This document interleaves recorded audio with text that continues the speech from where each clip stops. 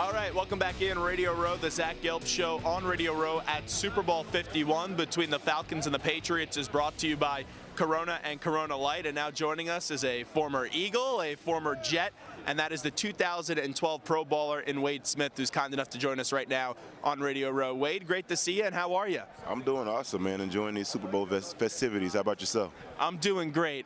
Just let's start it off with Houston. You played here.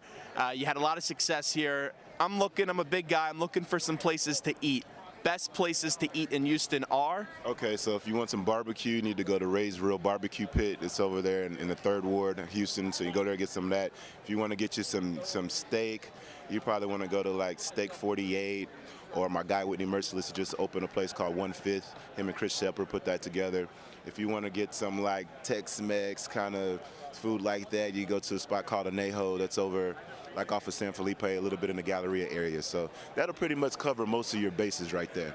I love it. Let's write those down, all those restaurants. I don't know a good place to get like a good cheesesteak, but when I was in Philly, I really enjoyed that. Favorite cheesesteak place in Philly was? It's Jim's, man. Okay. Yeah, man, it was real good. I like Jim's. To me, Jim's a little overrated. I'm more of a D'Alessandro's and a Mama's fan, but I know that's always a hot topic in Philadelphia, talking about cheesesteaks. Every year, though, since we're on the topic of food, there's always a rookie that ends up paying like a $10,000 check, and he takes out the entire offensive line or the entire offense. Did you ever have that experience? Or if not, what was the most you've ever seen a bill be at a restaurant with your teammates? So I did have that experience, and I was fortunate enough that we split the bill between all of the rookies. So it was me, I had a couple of other draftees that was offensive linemen too. So we split about a 10 grand bill. So it only worked out that I had to pay like $3,600. So it wasn't that bad, and this was back in 2003. It was bad at the time. I had some of my teammates that were just buying bottles for no reason for like random girls. That was like Tara Reid was there that night, and so and Jason Taylor was there. He's a defensive lineman. He comes to our dinner, sees Tara Reid, like, hey, come over here and get you a bottle of this wine. These rookies are paying. And like, thanks a lot, JT. I appreciate it, man. Good luck on the Hall of Fame, by the way, though. But yeah. The rookie dinner, it's a rite of passage, man, and so it's something that you don't want to break guys, but at the same time it's tax deductible and it's a rite of passage, and everybody has to do it. Since we're talking about food, I smell something right now. I smell Memphis Tiger in my presence, and I'm a Temple Owls fan, so we're practically rivals now. Not the best geographic rivalry, but they play a lot against each other. They do, and it's been some good games. We struggled against you guys. You guys are really physical up front, from what I've seen when we played against you. But Memphis has had some really good football years, and I was proud of what they did this year. I didn't think that they were going to be able to bounce back from losing Paxton Lynch and losing their head coach, and so they had a really good year, and I'm excited about what they're going to do going forward. Wade Smith with us right now on the Zach Gelb Show, Fox Sports 920 The Jersey. You played for Chip Kelly. It was brief. What was that experience like? It was different, definitely unique. Everything about how everything operated over there was completely different than anything I've done before. Like doing hydration tests before every practice, the GPS testing, all of the sports science stuff that he had going on over there was something I really never experienced before. And for the most part, once I got used to it, I started to like it. And so, unfortunately for him and for the organization, they weren't able to put together enough wins to get a playoff run going. And I don't know where he's at now, but I did enjoy my time when I was at Philly. I wasn't a big fan of Chip Kelly, just being honest, and I didn't think he adapted enough, and he just tried to run that college system, same thing every week.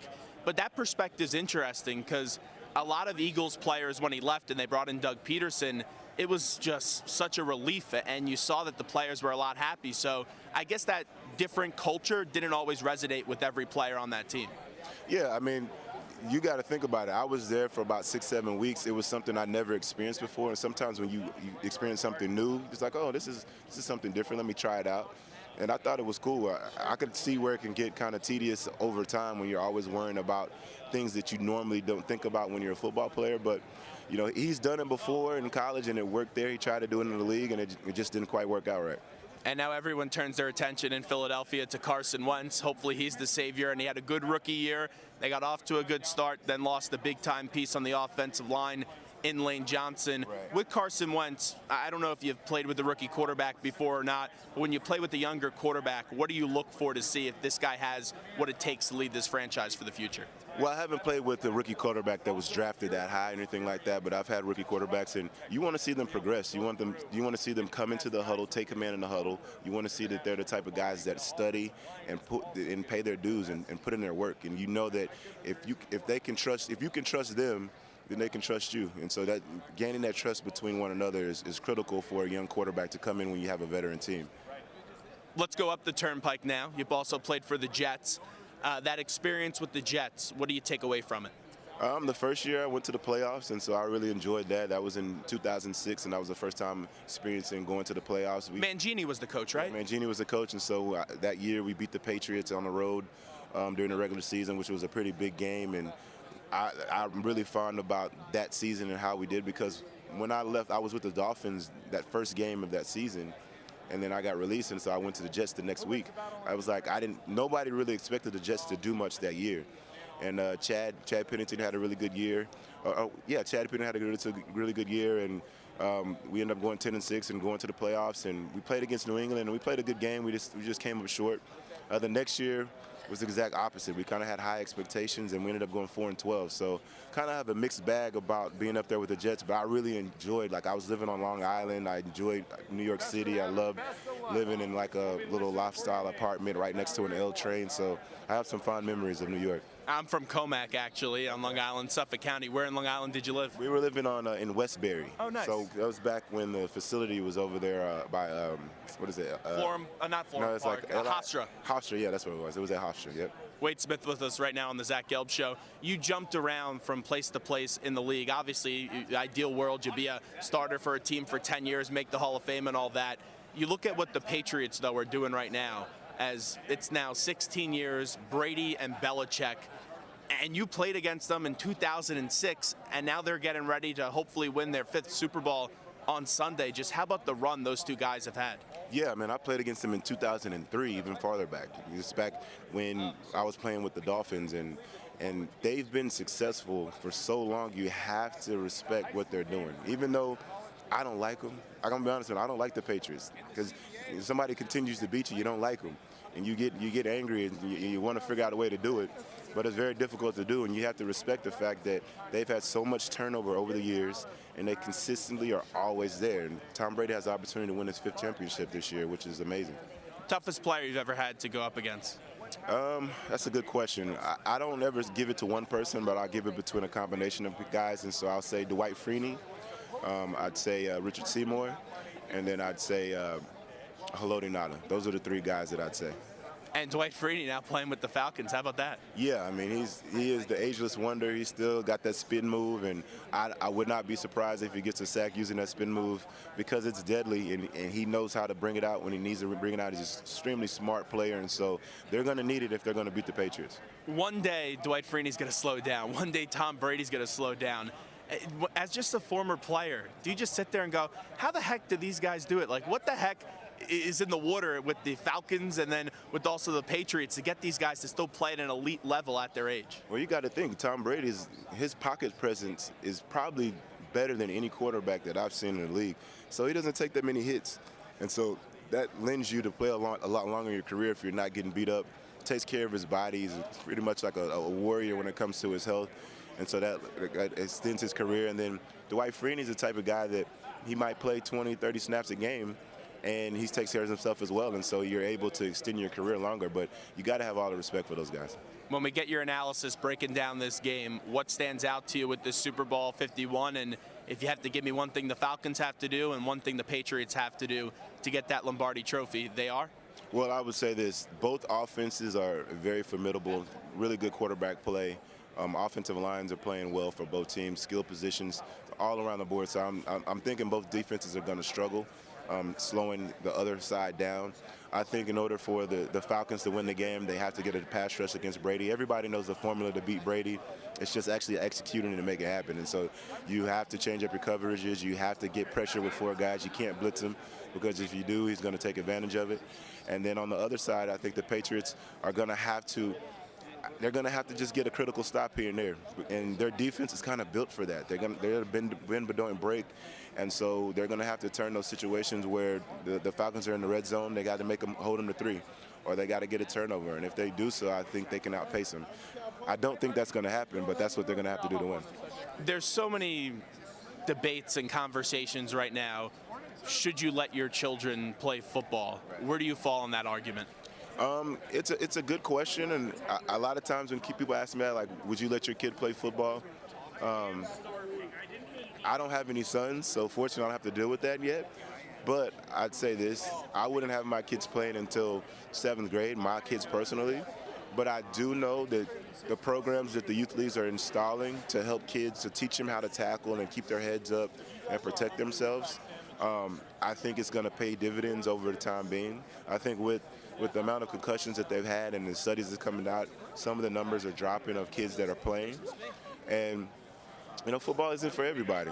It is a game that is inherently dangerous, and it's a game that I wouldn't change, that I would never change anything about my career or my path because I was able to live out my dream.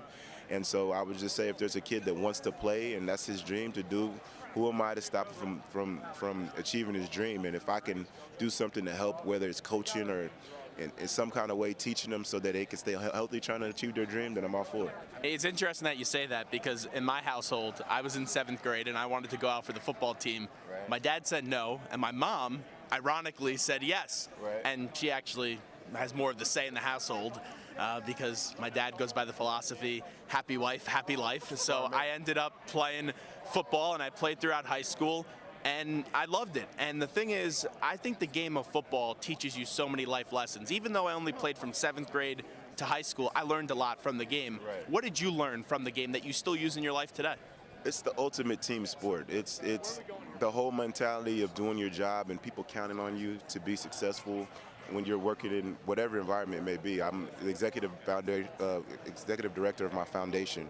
And so you're having to interact with so many different types of people each and every day in order to achieve a common goal, and that's what football is. It's 11 different guys or 22 different guys or 53 different guys coming together to achieve a common goal. And they're coming from all different types of backgrounds and makeups, and they're able to buy into one program and actually focus in and do that job. And if you can harness that same mentality in any other world, the business world and in the philanthropic world, whatever it may be, you can be successful. All right, now the mic is yours. Tell me a little bit about your foundation and the great stuff you're promoting today. So I have the Wade Smith Foundation. It started in 2012, and our main focus is childhood literacy and education.